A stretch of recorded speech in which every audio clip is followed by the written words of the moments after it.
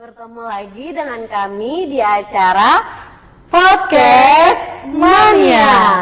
Saya Risan dan rekan saya Ayu. Kami berdua adalah penyuluh dari KPP Pratama Medan Polonia. Nah, pagi ini kita mau bahas apa nih, Kak? Pagi ini kita akan membahas mengenai hal yang menarik tentunya. Apa dia? Jeng jeng jeng. Terkait surat keterangan bebas PPHTB. Maksudnya gimana ini? Kita bahas dari awal dulu ya, Kak. PPHTB itu apa sih, Kak? PPHTB apa ya?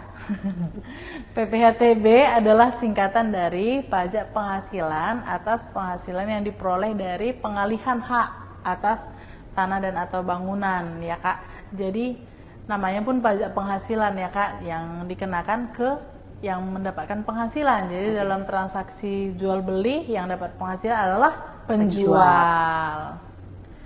Nah, jadi berarti untuk PPHTB ini dikenakan atas penjual ya, Kak. Nah, ada PPHTB, ada BPHTB. Mirip-mirip kedengarannya, Kak. Ini sama atau bagaimana? Nah, PPHTB, BPHTB mirip ya, Kak. Hanya berbeda satu P di depan, satu B di depan gitu ya. Tapi ini singkatannya berbeda, Kak. PPHTB itu adalah pajak penghasilan yang diperoleh dari pengalihan hak atas tanah dan atau bangunan. Sedangkan BPHTB adalah bea perolehan hak atas tanah dan atau bangunan. Jadi yang satu pajak penghasilan, yang satu bea perolehan hak. Namanya juga penghasilan, berarti dari penjual. Yang mendapatkan hak adalah pembeli gitu. Jadi dikenakan atas penjual ya, Kak. Kalau PPHTB. Kalau PPHTB. Kalau BPHTB dikenakan untuk pembeli. Iya. Jadi dua-duanya itu ada tanggungan ya, Kak. Satu atas penghasilan dan satu lagi atas perolehan haknya. Betul, baik penjual dan pembeli dua-duanya ada tanggungannya, Kak. Lalu tadi terkait surat keterangan bebas itu bagaimana maksudnya, Kak? Surat keterangan bebas sebenarnya secara harafiah bisa kita dengar ya, Kak, surat keterangan bebas gitu. Berarti kita ngomongin PPHTB dulu. Tadi kan ada pajak penghasilan atas pengalihan hak atas tanah dan atau bangunan, ya kan? Jadi surat keterangan bebas maksudnya berarti pajak penghasilan ini jadi bebas gitu, Kak. Untuk transaksi tertentu pajak penghasilannya ini dibebaskan. Transaksi seperti apa, Kak, yang dibebaskan ini? Nah, ada beberapa transaksi, Kak, dan kawan pajak semuanya ya.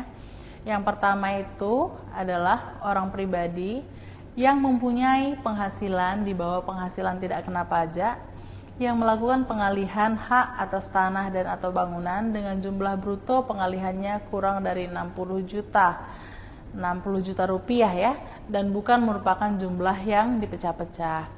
Yang kedua itu orang pribadi yang melakukan pengalihan harta berupa tanah dan atau bangunan dengan cara hibah kepada keluarga sedarah dalam garis keturunan lurus 1 derajat, badan keagamaan, badan pendidikan, badan sosial termasuk yayasan, koperasi atau orang pribadi yang menjalankan usaha mikro dan kecil yang ketentuannya diatur lebih lanjut dengan peraturan menteri sepanjang hibah tersebut tidak ada hubungan dengan usaha, pekerjaan, kepemilikan, atau penguasaan antara pihak-pihak yang bersangkutan. Yang ketiga, itu badan yang melakukan pengalihan harta berupa tanah dan atau bangunan dengan cara hibah kepada badan keagamaan, badan pendidikan, badan sosial, termasuk yayasan, koperasi, atau orang pribadi yang menjalankan usaha mikro dan kecil yang ketentuannya diatur lebih lanjut dengan peraturan menteri. Dan juga sama seperti yang sebelumnya ya, Kak, hibah tersebut nggak boleh ada hubungan dengan usaha, pekerjaan, kepemilikan atau penguasaan antara pihak-pihak yang bersangkutan. Lalu yang keempat itu pengalihan harta berupa tanah dan atau bangunan karena waris. Yang kelima, badan yang melakukan pengalihan harta berupa tanah dan atau bangunan dalam rangka penggabungan, peleburan atau pemekaran usaha yang telah ditetapkan oleh Menteri untuk menggunakan nilai buku. Yang keenam, orang pribadi atau badan yang melakukan pengalihan harta berupa bangunan dalam rangka melaksanakan perjanjian bangun guna serah, bangun serah guna atau pemanfaatan barang milik negara berupa tanah dan atau bangunan, atau orang pribadi atau badan yang tidak termasuk subjek pajak yang melakukan pengalihan harta berupa tanah dan atau bangunan. Itu ya Kak, ada 7 kondisi. Banyak juga ya kondisi ya Kak, di mana untuk dibebaskan tersebut. Iya, jadi secara sederhananya gini, ini sih yang paling sering, yang penghasilan di bawah 60 juta, lalu yang hibah, yang waris. Selebihnya tadi kayak peleburan gitu-gitu kan Kak. Oke Kak, kita bahas satu-satu ya. Jadi untuk pengalihan tanah di bawah 60 juta itu, apakah pasti bebas ya Kak pajaknya? Nah,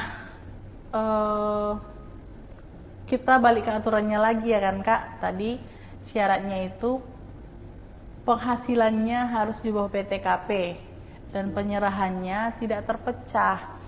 Jadi kalau misalnya seseorang nih, misalnya kakak nih, penghasilan kakak ternyata di atas PTKP, di atas 60 juta misalnya ya kan, maka kalau kakak melakukan penjualan tanah meskipun itu hanya 20 juta tidak bebas pajak Kak, tetap dikenakan gitu.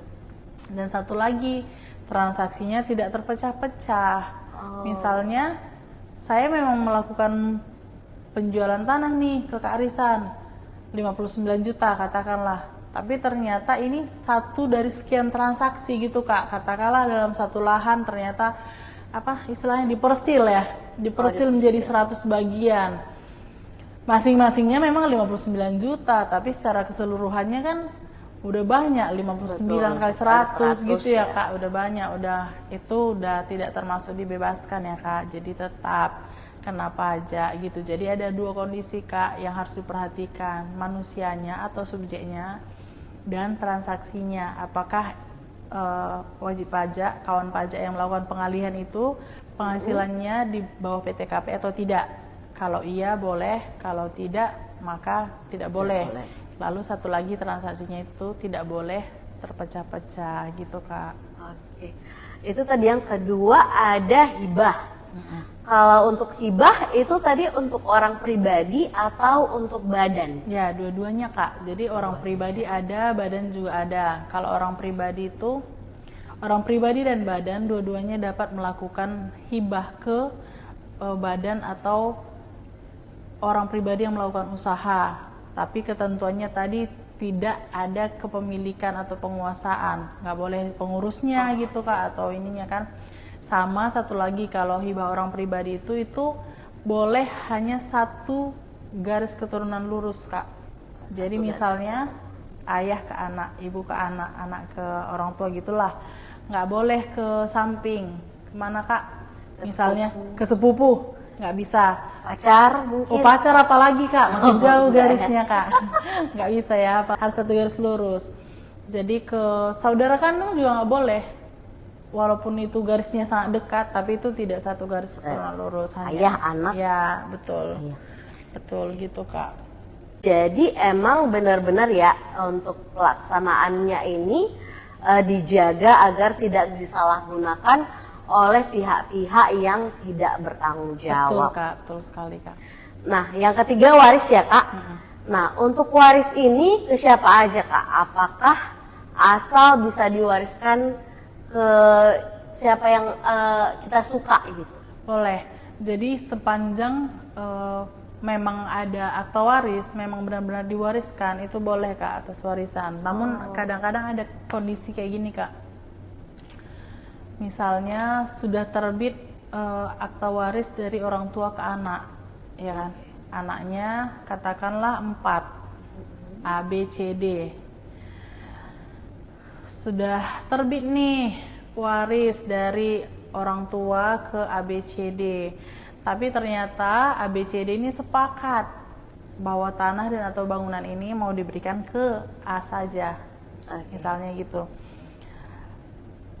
Nah, yang free itu Kak, yang bisa dibebaskan itu hanya dari yang orang tua ke anak, ABCD yang diwariskan.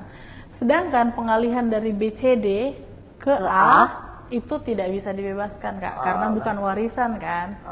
Udah seperti transaksi dia. Itu berarti gitu, ada pajak yang dikenakan. Betul. Nah, keren banget ya Kak pemerintah ini. Adil dan pelaksanaannya juga dijaga. Betul Kak, jadi tetap diawasi gitu Kak. Nah, lalu Kak gimana? Apakah dalam kondisi yang memenuhi syarat beberapa kondisi tadi, wajib pajak serta-merta langsung bebas pajaknya? Oh, jadi dalam kondisi tadi misalnya hibah waris tadi yang memenuhi syarat langsung gitu maksudnya? Ya, langsung. Tidak Kak, jadi bukti bebas pajaknya itu ditunjukkan dengan adanya SKB atau surat keterangan bebas itu kan yang mau kita bahas pagi ini ya kan Kak. Nah, jadi nanti wajib pajak sendiri akan mengajukan permohonannya. Diajukan dulu permohonannya sesuai kondisinya masing-masing, baru nanti akan diteliti oleh kita. Ini diatur dalam Per 8 tahun 2023 tentang tata cara pengecualian pembayaran pajak penghasilan atas penghasilan dari pengalihan hak atas tanah dan atau bangunan atau perjanjian pengikatan jual beli atas tanah dan atau bangunan beserta perubahannya dan pembebasan dari pemungutan pajak penghasilan atau penjualan rumah tinggal atau hunian yang tergolong sangat mewah di kawasan ekonomi khusus pariwisata. Jadi tetap diajukan dulu ya Kak, baru bisa dapat SKB. Oh, berarti ada permohonan namanya. Permohonannya ini lalu diajukan kemana Kak? Oh iya, ini kan tadi PPHTB, pajak penghasilan ini dikelola oleh pemerintah pusat ya Kak, jadi pajak pusat. Maka diajukannya ke kantor pelayanan pajak. Jadi kantor pelayanan pajaknya pun sesuai dengan tempat kita terdaftar Kak. Misalnya saya menjual tanah, saya terdaftar di KPP Pratama Medan Polonia. Maka pengajuan SKB ini ke KPP Pratama Medan Polonia, tidak boleh ke KPP Pratama Kebenjahe misalnya, nggak boleh, sesuai tempat saya terdaftar. Dan juga meskipun objeknya atau tanah yang dijual ini tidak di Polonia, misalnya Kak di mana Kak, di Sidikalang ya Kak, boleh. Misalnya di Sidikalang, saya jual tanah di Sidikalang. Saya terdaftar di KPP Pratama Medan Polonia. Pengajuannya itu tetap sesuai dengan di mana saya terdaftar, bukan di mana lokasi tanahnya, gitu Kak. Berarti permohonan diajukan ke KPP bukan di Spenda ya Kak? Iya. Kemudian di KPP terdaftarnya sesuai KPP terdaftar. Dan ini nanti akan diteliti dulu nih sama petugas loket, lengkap tidak persyaratannya. Lalu habis itu formal dan material akan diteliti lagi oleh teman-teman penyuluh, baru disampaikan jawabannya apakah akhirnya diterima dan diterbitkan SKB atau ditolak gitu. Oh, berarti ini ada kemungkinan ditolak ya Kak? Benar sekali Kak. Misalnya tahap pertama dulu nih saat di TPT, ternyata kayak misalnya hibah waris itu kan harus ada akte notaris Kak, dan yang belum bertanda tangan gitu. Bisa saja teman-teman TPT merekomendasikan untuk dilengkapi dulu, gitu. Lengkapi dulu, baru diajukan lagi, ditunda dulu pengajuannya. Atau misalnya sudah masuk nih ke kita, tapi ternyata misalnya akta hibah atau warisnya sudah bertanda tangan, berarti tidak bisa diterima, akan ditolak, gitu Kak. Atau misalnya waris ternyata belum dilaporkan dalam SPT pemberi warisnya, iya gitu Kak, itu akan ditolak gitu Kak. Jadi bisa saja, belum tentu. Jadi dalam kondisi yang memenuhi syarat tidak serta-merta langsung bebas, tapi harus mengajukan SKB. Dan semua yang mengajukan permohonan SKB tidak serta-merta langsung dapatkan SKB, bisa saja ditolak gitu Kak. Ada contohnya lagi Kak, misalnya waris kan Kak, di BPHTB sudah terbit, itu yang tadi saya bilang, belum dilaporkan ternyata dalam SPT, BPHTB sudah free, tapi BPHTB bisa saja tidak free karena ternyata selama ini tidak pernah dilaporkan harta tersebut gitu Kak. Oh, makin setuju nih dengan kakak, dengan pernyataan kakak tadi juga bahwa fasilitas ini jadi benar-benar diberi keringanan untuk yang dan dalam pelaksanaannya dijaga sehingga tidak ada yang di apa namanya dimanfaatkan oleh tidak bertanggung jawab gitu. Benar Kak. Jadi adil pemerintah Kak, diberi keringanan untuk kira-kira yang memang seharusnya tidak kena pajak, itu kan yang didapat warisan gitu misalnya Kak, atau orang sudah niat baik memberikan hibah ke yayasan sosial kok dikenakan pajak lagi gitu. Jadi ini sudah adil Kak, diberikan keringanan dan dalam pelaksanaannya tetap diawasi gitu Kak. Makanya Kak, teruslah kita dukung pemerintah ya kan, sama-sama kita berjuang dalam pelaksanaan aturan-aturan yang sudah ditetapkan oleh pemerintah kita. Betul. Untuk sesi kali ini apakah sudah cukup jelas atau